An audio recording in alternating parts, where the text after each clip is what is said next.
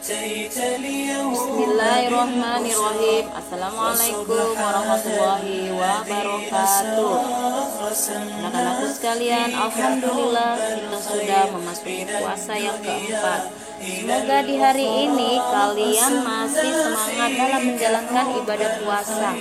Baiklah anak-anakku yang dirahmati Allah, pada kisah kali ini bersama dengan Bunda Evi akan menyampaikan kisah dengan judul Keluarga Penjual Susu Melahirkan Seorang Pemimpin yang Besar. Ini adalah kisah seorang gadis penjual susu pada masa Khalifah Umar bin Khattab. Kisah yang telah mengalirkan berbagai inspirasi kepada umat Islam. Kisah yang sangat syarat dengan warna keimanan dan semangat ketakwaan. Berikut kisahnya. Seorang putri yang bernama Ummu Imarah binti Sofyan bin Abdillah bin Robi'ah Sogafi adalah seorang gadis yang senang membantu ibunya berjualan susu di pasar. Di suatu siang, salah seorang petugas Khalifah Umar bin Khattab mengumumkan di pasar Muslim sebuah keputusan Khalifah. Keputusan tersebut berlandaskan pada keluhan para pembeli susu di mana para konsumen merasa dirugikan karena susu yang dibelinya bercampur dengan air. Wahai para penjual susu, janganlah kalian mencampur susu dengan air, karena hal itu menipu muslimin. Siapa yang melakukan akan dihukum oleh Amirul Mukminin dengan hukuman yang keras, teriak sang petugas dengan lantang. Pada suatu malam, Umar bin Khattab berjalan memantau kaum muslimin dengan pengawalnya yang bernama Aslam.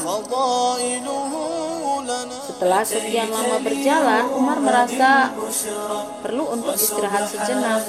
Maka Umar pun beristirahat di samping sebuah tembok rumah. Dari dalam rumah tersebut terdengar dialog seorang ibu dengan putrinya. Nah, campurlah susu itu dengan air. Putrinya menjawab, wahai ibu, apa ibu tidak tahu keputusan Amirul Mukminin yang telah diumumkan hari ini? Memangnya Umar memutuskan apa? Tadi ada seorang petugas Umar yang mengumumkan di pasar bahwa susu tidak boleh dicampur dengan air. Sudah, campur saja susu itu dengan air. Bukankah kalau kamu mencampur susu dengan air, Umar dan petugasnya tidak tahu? Demi Allah, aku tidak mau taat kepada Allah di kerumunan banyak orang, tapi aku bermaksiat kepadanya di tempat yang sempit. Kalaupun Umar tidak melihat kita, Tuhannya Umar tetap melihat kita. Umar yang dari tadi menguping pembicaraan ini merasa sangat kagum. Umar berkata kepada pengawalnya, wahai Aslam, tandai pintunya dan kenali wilayah ini.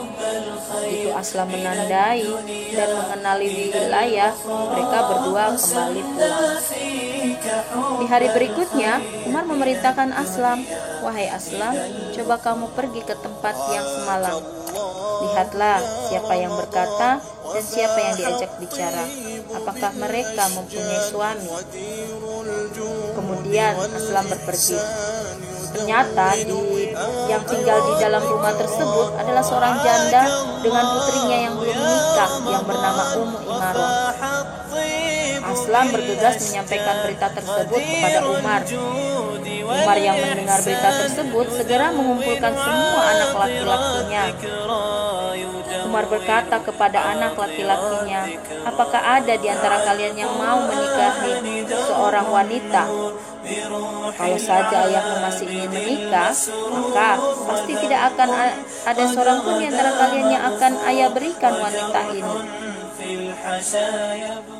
Abdullah bin Umar berkata, saya punya istri. Abdurrahman bin Umar pun berkata, saya juga punya istri. Dan Asim bin Umar berkata, saya belum mempunyai istri dan saya bersedia menikahinya. Umar segera datang melamar putri penjual susu untuk dinikahkan dengan putranya yang bernama Asim.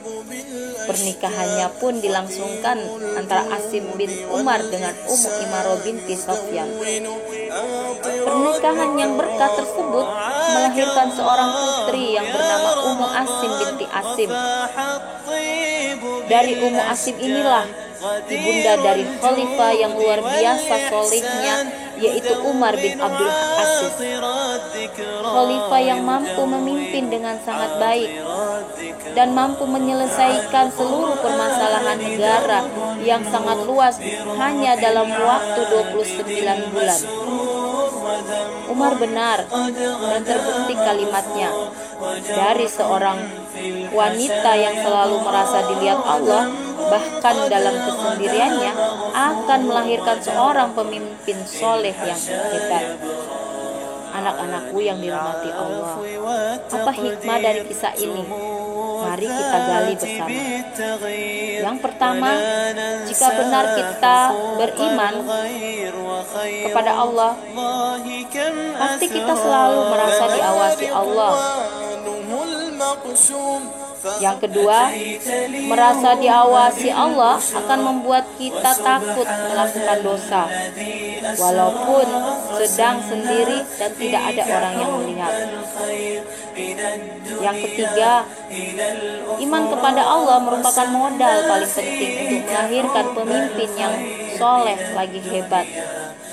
Dan yang keempat, dalam mencari pasangan hidup kelak, ukurannya adalah mempunyai iman kepada Allah yang membuatnya takut melakukan dosa.